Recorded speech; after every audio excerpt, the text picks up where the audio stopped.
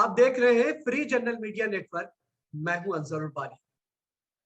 पूर्व केंद्रीय मंत्री, कांग्रेस के वरिष्ठ नेता, वरिष्ठ अधिवक्ता सुप्रीम कोर्ट सलमान खुर्शीद साहब ने पिछले दिनों उनकी एक किताब सामने आई और उसके बाद एक नए सिरे से ये बहस छिड़ी हुई है। हिंदू बनाम हिंदुत्व को लेकर के तरह तरह की बातें सामने आ रही हैं। खासतौर से दो तरह के विचार इस वक्त पूरी तरह से खुल करके सामने आ रहे हैं। क्योंकि जब उनकी ये किताब सामने आई उसके बाद नैनीताल में जो उनका अपना रेजिडेंस है, घर है, वहां पर कुछ लोगों ने जाकर के हंगामा किया और तोड़फोड़ मचाई, घर को आग के हवाले कर दिया।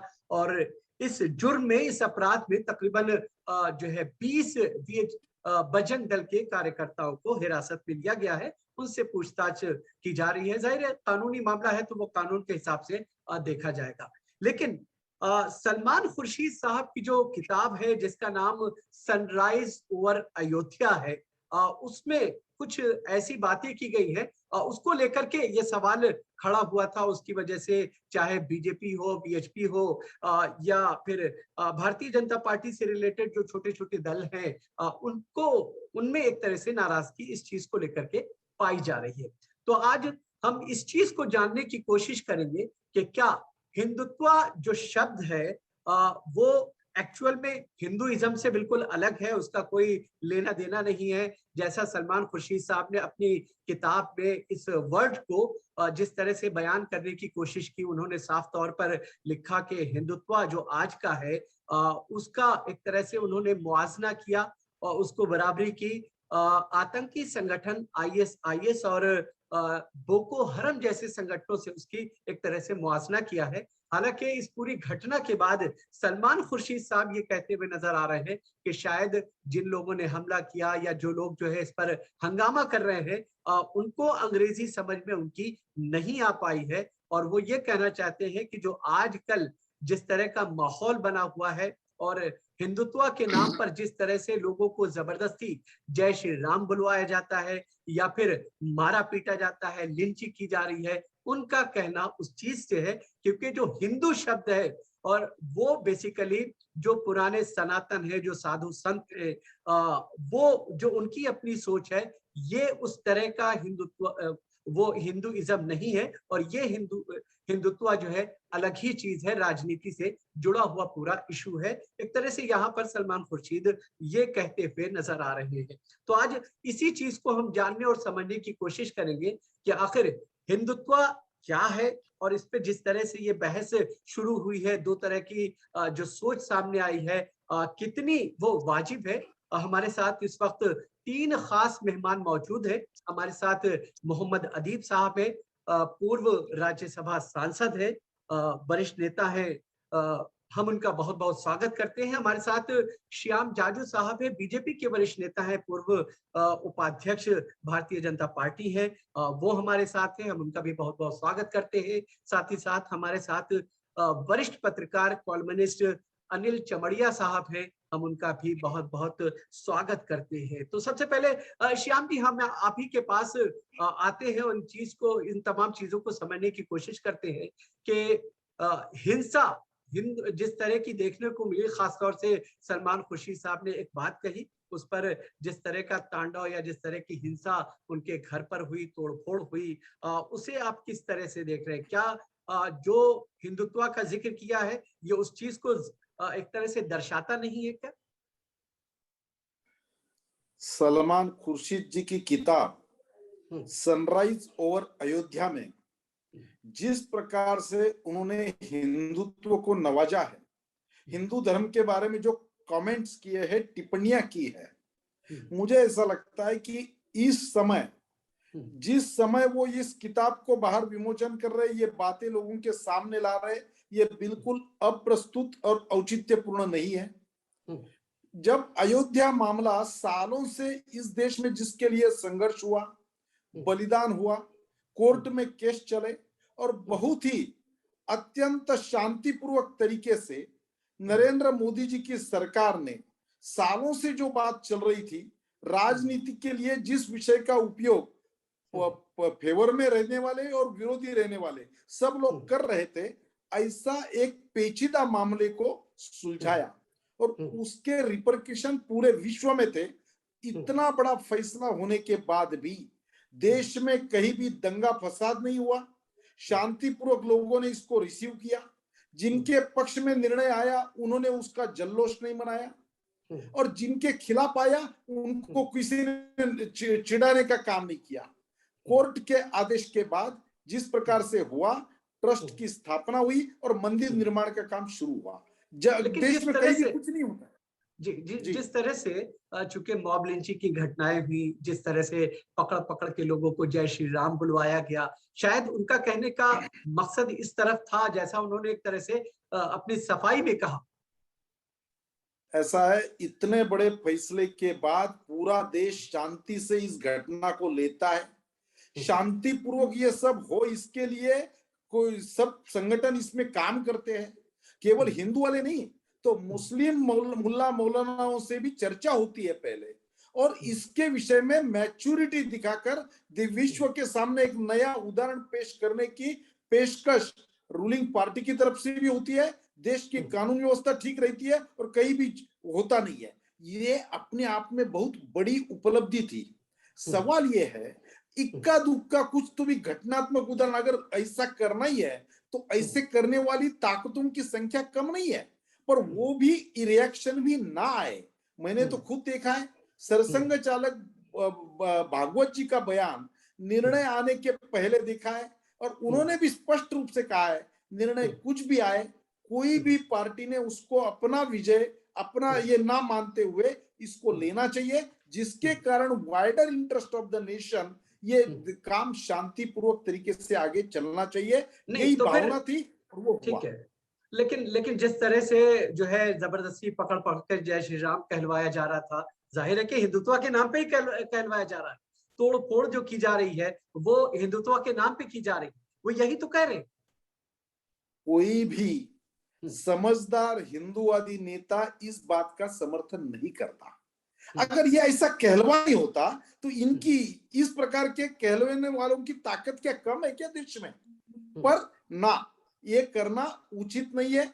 इस देश की डेमोक्रेसी को वो कलंक है। ये बातें होनी नहीं चाहिए। तो ऐसी एकाध घटना कहीं हुई भी है तो उसका हमने भर्त्सना की है, निषेध किया है। ऐसी बातों का हम कभी समर्थन कर ही नहीं सकते। हाँ, तो एक्शन लेने में क्यों इतनी देरी हो जाती है? क्यों उस पे एक्शन नहीं लिया जाता? क्योंकि जब एक्शन नहीं होता या देरी की जाती है तो एक बड़ा समुदाय वो साफ तौर पे ये समझता है कि शायद सरकार की इस पे पुष्टपनाही हासिल है। देश में मैं अभी इस आपके माध्यम से कहता हूं, ऐसा कोई एक उदाहरण बता दीजिए जिस पर कार्रवाई हुई नहीं है या जिस पर गो स्लो हुआ है, लिथार्जिक है। ऐसी एक भी घटना नहीं है। कोई सरकार ये नहीं चाहती, ना कोई केंद्र सरकार ये नहीं चाहती। इसलिए इस डेमोक्रेटिक कंट्री में इस प्रकार की बातें हम बर्दाश्त भी नहीं कर सकते। इसलिए किसी को भी ये करने की अनुमति नहीं है, ना हम इसी बातों का समर्थन करते। बिल्कुल, एक्शन उस तरह से नहीं लेंगे जैसा लिया जाना चाहिए। अनिल जी, आपसे समझना चाहेंगे, जो सलमान खुर्शीद साहब ने जिस तरह से हिंदुत्व को डिस्क्राइब किया है, समझाने की कोशिश की है, और जो कुछ घटनाएं जिनका उन्होंने एक तरह से जिक्र किया है, जिसको सामने रखते हुए उन्होंने ये पूरी किताब लिखी है, आप उसे कैसे देख रहे हैं? नहीं, इसमें देखिए, दो चीजों में घालमेल नहीं किया जाना चाहिए, और मुझे लगता है कि जो बातचीत की जा रही है वो घालमेल किया जा रहा है। हिंदू शब्द से किसी को कोई दिक्कत नहीं है, हिंदू धर्म से किसी को कोई दिक्कत नहीं है, उनकी प्रैक्टिसेस से किसी को कोई दिक्कत नहीं है। और ये समाज इतने लंबे समय से अगर एग्जिस्ट करता रहा, यानी कि बना रहा है और मजबूती के साथ बना रहा है, तो इसकी वजह यही है कि किसी को कोई आपत्ति नहीं रही है। हिंदू समाज के भी जो लोग हैं उनको भी आपत्ति नहीं रही है, कभी नहीं रही है। लेकिन जब मान लीजिए कि अगर हमने एक स्लोगन ये तैयार किया कि राजनीति का हिंदूकरण करना होगा, जब राजनीति का हिंदूकरण करना होगा तो इसका क्या मतलब होता है? इसमें कि आप हिंदू धर्म का आप राजनीति में आप इस्तेमाल करने की एक योजना पर काम कर रहे हैं। सिंपल सी बात। कौन कर रहा है? ये कौन कर रहा है? नहीं, मैं तो अभी मेरी बात होने दीजिए पूरी। मैं ये कह रहा हूं कि जैसे ही आपने ये नारा दिया हिंदू का राजनीतिकरण करना होगा, इसका मतलब कि आप राजनीति के लिए आप अब हिंदू और हिंदू धर्म और उसके जो अपने कर्मकांड हैं, उसकी जो अपनी पद्धतियां हैं, उसकी जो अपनी परंपराएं हैं, उन सबका भी आपको इस्तेमाल करना है राजनीति के लिए। इसका मतलब मैं तो यही सहजता से समझता हूं। और जब ये बात हो जाती है, मतलब ये तय हो जाता है कि हमको राजनीति के लिए ही इसका इस्तेमाल करना है, तो जाहिर सी बात है कि धर्म अपने स्वरूप में नहीं रहेगा। धर्म को मानने वाले जो लोग हैं वो भी अपने स्वरूप में तब कैसे रह सकते हैं। तो मुझे ये लगता है कि हिंदुत्व को जिस तरह से सलमान खुर्शीद साहब ने अपनी किताब में बताया है, मुझे लगता है कि जो हिंदू से अलग यानी अतिरिक्त, यानी कि जो इम्पोज किया जा रहा है राजनीति के जरिए, उसको उन्होंने डिस्क्राइब किया है, उसको उन्होंने उसका वर्णन किया है।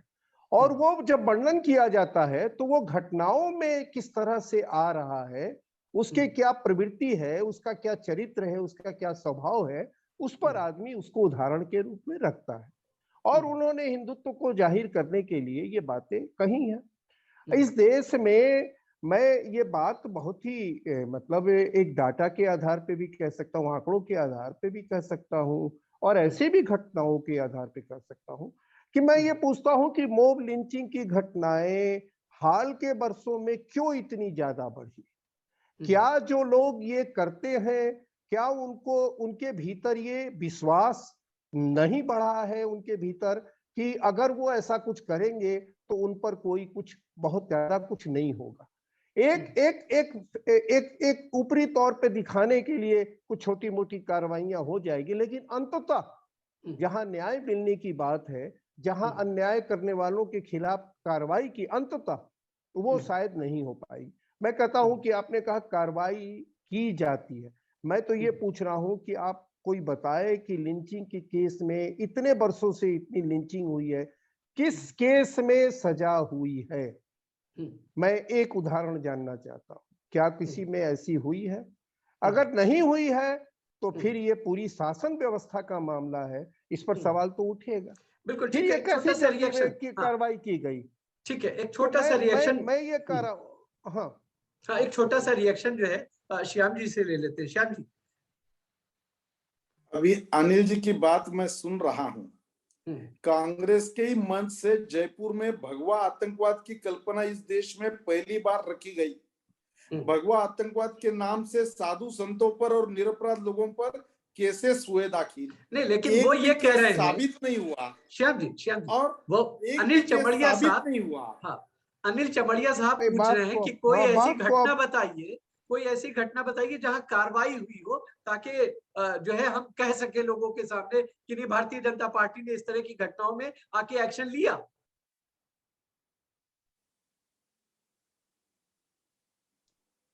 श्याम जी। हाँ, ऐसी एक भी घटना नहीं है जिस पर एक्शन नहीं हुआ। अब उसमें कोई गुनहगार साबित नहीं होता, जिसका आपने भी उल्लेख किया था कि जय श्री राम नारा बुलवाया जाता है। अरे भाई, जिसकी दाढ़ी काटी गई और वो बाद में साबित हुआ कि वो मुस्लिम युवक थे और उन्होंने मुस्लिम एक बुजुर्ग की दाढ़ी काटी थी, पर वीडियो और सोशल मीडिया के माध्यम से ऐसे चलाया कि ये राम भक्तों का काम है। बट जब बाद में साबित हुआ तो उस पर क्या जवाब है आपका?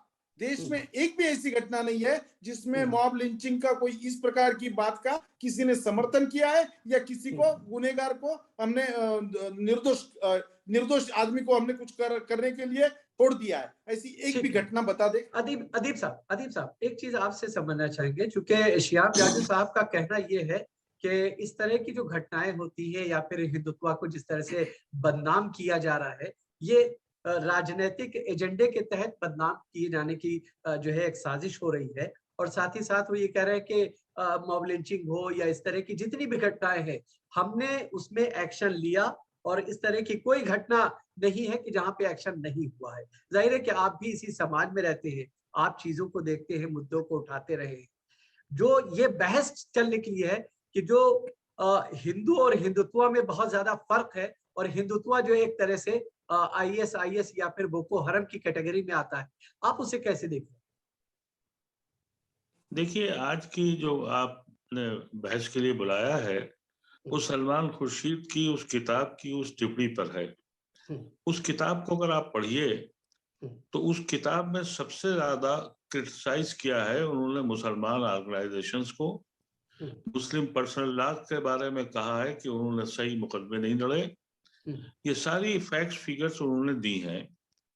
अभी हमारे भाई ने कहा, बीजेपी के साथी ने, उन्होंने हिंदुत्व पे बात नहीं की, बाबरी मस्जिद पे सीधे चले गए। अब बाबरी मस्जिद जब गिरी है तो रिकॉर्डेड है, इस पे लिखा हुआ भी है और स्पीचेस में भी है। अटल बिहारी वाजपेयी ने कहा कि this is my saddest day in my life, और अडवाणी जी ने भी इस बात का इतराफ किया कि वो दिन मैं कभी भूलूंगा नहीं, वो बहुत तकलीफ दे दिन था। ये कह रहे हैं कि जजमेंट हम समझते थे कि अदालत ने किया है फैसला, आज हमको पता लगा कि नहीं, ये मोदी साहब ने फैसला करवाया है। और जैसे लोगों को मालूम है कि भाई अदालत के फैसले पर सबने ये कहा था कि हम मान लेंगे, सारी मुस्लिम ऑर्गेनाइजेशन ने, लेकिन वो जो क्लास है जिसको सलमान रुश्दी ने जिक्र किया है, उन्होंने नहीं माना था कि हम नहीं मानेंगे। सलमान खुर्शीद साहब ने जिस तरफ इशारा किया है वो तबका है जो आखिर दिन तक कहता रहा हम नहीं मानेंगे, जो भी हो जाए हमारी आस्था है, हम आस्था के बात लड़ते हैं। लेकिन अब पता लगा आज के दिन के साहब वो अडवाणी, वो हमारे मोदी साहब ने वो जजमेंट करवाया, पहली चीज। दूसरी चीज ये है कि हिंदू मजहब बचपन से पढ़ा कि ये टॉलरेंस का मजहब है, ये सबको एक्सेप्ट करता है, इसमें मोहब्बत और इस तरह की है कि सदियों से लोग यहाँ आते गए, मिलते गए, मुसलमान आए, दूसरी कौमें आई, कुछ एडॉप्ट किया, कुछ लिया, कुछ दिया, सांझी विरासत बनी। लेकिन जब आदमी लिंच करता है, वो हिंदू धर्म में तो है नहीं, तो फिर वो किस धर्म में है? जब आप अखलाक को घुस के मारेंगे कि तुम खाना कौन सा खा रहे हो, वो हिंदू धर्म का तो पार्ट नहीं है। वो कौन सा पार्ट है? या कोई एक इंसिडेंट बता दीजिए जिसके अंदर ये कहा गया हो कि हमने, अभी त्रिपुरा में क्या हुआ, वो क्या हिंदू थे? यकीनी नहीं थे, वो हिंदुत्व के लोग थे। केंद्र सरकार की तरफ से हिंदू, देखिए, लेकिन ईमानदार त्रिपुरा के बारे जो में बहुत बयान नहीं, स्पष्टता से मेरी आया बात है, पूरी हो जाने दीजिए, केवल मैंने सोशल आपकी मीडिया बातें के बहुत सुकून माध्यम से से सुनी आप है। परसेप्शन मत खराब प्लीज टॉक करिए। On merit. देखिए, मेरिट पे बात करिए, मेरी बात पूरी हो जाए, फिर आपकी जो मर्जी हो कहिए। ठीक है, ठीक है। जब ये आतंकवाद के कुछ लोग खड़े हुए, इराक में, लीबिया में, सीरिया में बदमाशी शुरू हुई, हिंदुस्तान के हर मुसलमान लीडर ने और हर मौलवी ने कहा कि हमारा इनसे कोई ताल्लुक नहीं है, they are not part and parcel of my religion. इतनी हिम्मत होनी चाहिए थी इन लोगों में। ये हिंदू मजहब का बदनामी कर रहे हैं। आपको मालूम है कि दुनिया के टॉप 60 यूनिवर्सिटीज के प्रोफेसर की कॉन्फ्रेंस किस लिए हुई थी? हिंदुइज्म को बचाने के लिए। ये कह रहे हैं कि दुनिया खुश है। यूएन के अंदर कभी ऐसा हुआ है कि हिंदुस्तान के के खिलाफ तीन रेजोल्यूशंस आए कि हिंदुस्तान में क्या हो रहा है? अगर बीजेपी को सच में इलेक्शन जीतने का शौक ना हो और देश बचाने की बात हो, और सबसे बड़ी बात, इतने बड़े मजहब को, हिंदुइज्म को बचाने के लिए इनको ख्वाब में आना चाहिए। लेकिन ये कर क्या रहे हैं कि जब ये जला के मारते हैं तो मंत्री इनको हार पहनाता है। एक इंसिडेंट बता दीजिए जिसमें मोदी या अमित शाह ने एक लफ्ज कहा हो कि तुमने ये बम क्यों किया है? इसलिए नहीं कर सकते, इनको इलेक्शन जीतना है। हालांकि ये जानते हैं कि हिंदू मजहब के ऊपर एक कलंक है। नहीं, आपने कहा, कलंक है। ठीक है, आपने अजीत साहब, आपने सलमान खुर्शीद ने उसी बात को कहा है कि भाई ये हिंदू मजहब ऐसा प्यारा मजहब है, ऐसे लोगों को अडॉप्ट करता है। जैसे मिसाल के तौर पर हम मुसलमान जो हैं, हम कहते हैं हमारा अल्लाह, हम किसी से कॉम्प्रोमाइज करेंगे ही नहीं। ये हमारी रिजिडिटी है, समझिए, ये हमारा अकीदा है। इनके यहाँ इतनी एक्सेप्टेबिलिटी है कि राम को भी मान लो और और शिव को भी मानो, और जिसको भी चाहे आपने माना, बड़ा माना, अपने में अडॉप्ट कर लिया। वहां आप एक नए मजहब की बुनियाद डाल रहे हैं। मुझे याद है, मैं जब विशंबर नाथ पांडे जी हमारे हमारे गुरु थे, मैं उनको अपना बाबा कहता था, मैंने उनसे कहा, जब उन्होंने मुझे पुरानी किताबें कुछ दी, वेदांत की दी, और पढ़ो ये करो, तो मैंने पढ़ा। जब मैंने कहा, बाबा ये तो कुछ समझ में नहीं आ रहा है। बोले, ये बेटा, ये नया मजहब लिखा जा रहा है, ये हिंदुइज्म नहीं है। आज अगर ये कहते तो विशंबर नाथ पांडे की दाढ़ी काट डालते ये लोग। तो ये जो इंटॉलरेंस है, इस पे इनके संजीदा लोगों को आगे आना चाहिए। आपको याद होगा कि जब ISIS शुरू हुआ है, तो हिंदुस्तान की हर मस्जिद से कहा गया कि ये मुसलमान नहीं है, और ये लोग कहते रहे ये मुसलमान हैं, इसलिए सारे मुसलमान बदमाश हैं। किसी मुसलमान ने श्याम जी कहा कि हिंदू जो है बदमाश है? बिल्कुल, ठीक है अदीब साहब। ने कहा, हाँ, अदीब वो साहब ये कहता है कि हिंदू एक बेहतरीन रिलीजन है, उसकी इबादत का अलग तरीका है, हमारी इबादत का अलग तरीका है। उसके यहाँ एडॉप्शन है, उनके यहाँ इंटॉलरेंस नहीं है, इनके इंटॉलरेंस है, वो किसी दंगे फसाद में नहीं आते। अब ये जो एक तबका खड़ा हुआ है जो अपने को हिंदुत्व कहता है, अब आप देखिए, ये अल्फाज सबसे पहले सरवारकर लाए थे। हाँ, सरवारकर के आने के ठीक है, बाद इसका जवाब जो है श्याम जी से ले लेते हैं। सुन तो लीजिए, मैं आपकी मेरी बात सुनिए। ये सन 80 तक किसी ने सरवारकर का नाम नहीं लिया, गुलवारकर का बात नहीं लिया। जब सैया हुए कोतवाल, तो फिर सरवारकर ही सरवारकर हैं, गुलवारकर ही गुलवारकर हैं, और नेहरू गायब हैं, और उस तरह के लोग जो लड़े थे वो गायब हैं। ये इतने दिन चुप क्यों रहे? कहाँ थे वो लोग? ठीक है, उस वक्त क्या ये नहीं थे? बिल्कुल ठीक है। श्याम जी कि आज भी बीजेपी उसको डिफेंड कर रही है।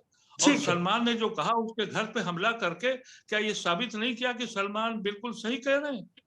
ठीक है श्याम जी, जिस तरह से अदीब साहब ने कहा कि मुसलमान जब ISIS सामने आया तो हिंदुस्तान के मुसलमानों ने आकर के सामने ये बात कही कि भाई हमारा इससे कोई ताल्लुक नहीं है। अगर इस तरह की घटनाएं हो रही हैं और हिंदुइज्म को बदनाम किए जाने की कोशिश की जा रही है कुछ लोगों की तरफ से, तो क्या ऐसी स्थिति में जो हिंदू संगठन है या धर्म गुरु है उनको आगे आकर के ये बात नहीं कहनी चाहिए जो अदीब साहब जिसकी तरफ इशारा कर रहे हैं? अरे बेसिकली अदीब साहब ने जो कहा है वो हिंदू धर्म की विशेषता है। ये धर्म टॉलरेंस करता है, ये लेकिन ये दिख नहीं रहा ना, लेकिन एक्टिविटी से ये चीज नहीं दिख पा रही। हमारे मुसलमान धर्म में हम इंटॉलरेंस है, हम टॉलरेंस की नीति नहीं अपनाते। हमारा मजहब यही ठीक है, हमारा मजहब न मानने वालों को हम नहीं मानते, यह हमारे धर्म की विशेषता है। पर हिंदू धर्म जितना बड़ा है वो वैसा ही रहे, हम भी चाहते हैं हिंदू धर्म वैसा ही है और वैसा ही रहे। इस देश का जितना 80% जो हिंदू आदमी है वो कभी रिएक्ट होता ही नहीं है। पर ऐसी बातें हम आप इंटेंशनली राजनीतिक दृष्टि रखते हुए जब आप ऐसी उछालोगे तो उसका रिएक्शन ही नहीं आएगा। इतना तो बाकी सब लोगों को समझने की जरूरत नहीं है। जिस प्रकार का आकलन आप करते हो, आप ही इस प्रकार की घटना को उकसाते हो। ये आज तक किसी ने भी, मैंने बार बार कहा है, ऐसे मॉब लिंचिंग की घटना का नहीं समर्थन किया है, ना इस प्रकार के दंगे फसाद का किया है। जब से मोदी जी की सरकार आई है, देश में कांग्रेस के राज में कितने बार दंगे फसाद होते थे उसके आंकड़े मेरे पास है। और मोदी जी की सरकार आने के बाद देश में कहीं भी दंगा फसाद नहीं हुआ है। और जिस प्रकार से सरकारें शांति से चली है, ये जिनको केवल इससे वोट बैंक के आधार पर राजनीति करनी है उनके लिए ये बड़ा संकट है। क्या रे भाई, ये बातें मोदी जी के कारण ये मुस्लिम वोट बैंक भी कहीं उधर ना चली जाए, इसलिए वो जागरूक करने के लिए इस प्रकार के इश्यूज खड़े करते हैं और अपनी राजनीतिक रोटियां सेकते हैं। ठीक है अनिल, जिस तरह से यहाँ पर श्याम जी कह रहे हैं कि नहीं यहाँ राजनीतिक रोटी सेकी जा रही और इस तरह जो कहा जा रहा है वो नहीं है, लेकिन जो अदीब साहब ने कहा कि जैसे मुसलमान आ गया है वैसे हिंदू धर्म के लोगों को भी आगे आकर के जो इस तरह के एलिमेंट है उनको डिनाई कर देना चाहिए कि भाई इनसे हमारा संबंध नहीं है, कानून अपना काम करे। ऐसा ही आज तक बयान हमने देखा है, ना किसी का समर्थन का बयान देखा है। लोगों ने इसको निषेध किया है और अच्छी माने जाने वाले राष्ट्रीय स्वयंसेवक संघ के सरसंघ चालक जी ने भी ये पब्लिकली बयान दिया है, वो पब्लिक डोमेन में है। त्रिपुरा में एक भी घटना होती नहीं है, एक भी मस्जिद खत्म नहीं होती है, पर उसका सोशल मीडिया के माध्यम से प्रचार और प्रसार करके महाराष्ट्र में 3-3 जगह पे आप दंगे फसाद करते हो। भिवंडी, मालेगांव, नांदेड़, अमरावती, इसका क्या समर्थन कर रहे हो आप? केवल सोशल मीडिया के माध्यम से। अनिल जी मैं तो ये कहता हूं कि जिस भाषा में हम लोग बात कर रहे हैं ना, हम लोग अगर ये बात कर रहे हैं कि जो बीजेपी के लोग हैं या आरएसएस के लोग हैं वो हिंदू धर्म की ओर से बोले, मुझे लगता है कि ये सबसे ज्यादा निहायत गलत बात है। वो हिंदू धर्म को कितना समझते हैं मैं नहीं जानता। मैं इसका कोई सर्टिफिकेट देने वाला, कोई प्रमाण पत्र देने वाला व्यक्ति नहीं हूं, लेकिन मेरी अपनी समझ है कि हिंदू धर्म का जितना नुकसान अभी हुआ है, हिंदू धर्म की खासियत ही है समाहित कर लेना। बुद्ध का अवतार हुआ तो बुद्ध जो थे वो विष्णु के अवतार थे, यानी कि आपने शिव तक को समाहित किया, आपने कृष्ण को समाहित किया, आपने पता नहीं कितने कितने को समाहित कर लिया अपने भीतर, जिसमें की संख्या हो गई 38 करोड़ 36 करोड़ जो भी संख्या मानी जाती है। ये सारे जो समाहित करने का जो गुण है इसमें, उस गुण को सबसे ज्यादा नुकसान आज मैं बहुत ही भीतर से ये बात को महसूस करता हूं कि सबसे ज्यादा नुकसान आज हुआ है। हिंदुत्व की राजनीति का विकास हुआ है, विस्तार हुआ है, लेकिन हिंदू धर्म का और हिंदू का नुकसान हुआ है, ये मैं समझता हूं। और सलमान खुर्शीद ने अपनी किताब में इसी बात को बहुत अच्छे तरीके से रखा है। मेरी जो समझ बनती है उसके आधार पे मैं ये बात कहता हूँ। ठीक है, बहुत बहुत शुक्रिया। चूंकि समय की मजबूरी होती है, अदीप साहब आप हमारे साथ जुड़े, श्याम जी आप हमारे साथ जुड़े, अनिल जी आप हमारे साथ जुड़े, लेकिन जिस तरह से हिंदुत्व को बदनाम किए जाने की कोशिश हो रही है और हिंदुइज्म में आकर के कुछ लोग जो है इस तरह की हरकतें कर रहे हैं, जाहिर है कि उनको इस तरह की हरकतों से बचना चाहिए, क्योंकि इससे एक विशेष मैं बारी साहब एक बात कहना चाह रहा था। सिर्फ एक जी, आप बार बार ये कह रहे हैं कि हिंदुत्व को बदनाम करने की कोशिश हो रही है। नहीं, ये हिंदू मजहब को बदनाम करने की कोशिश है, साजिश है। ये हिंदू मजहब को बदनाम करने की साजिश, जैसे हमारे भाई अनिल ने कहा, ठीक है, सबसे ज्यादा बदनामी हिंदू मजहब की हो रही है, जो पूरी दुनिया में हो रही है।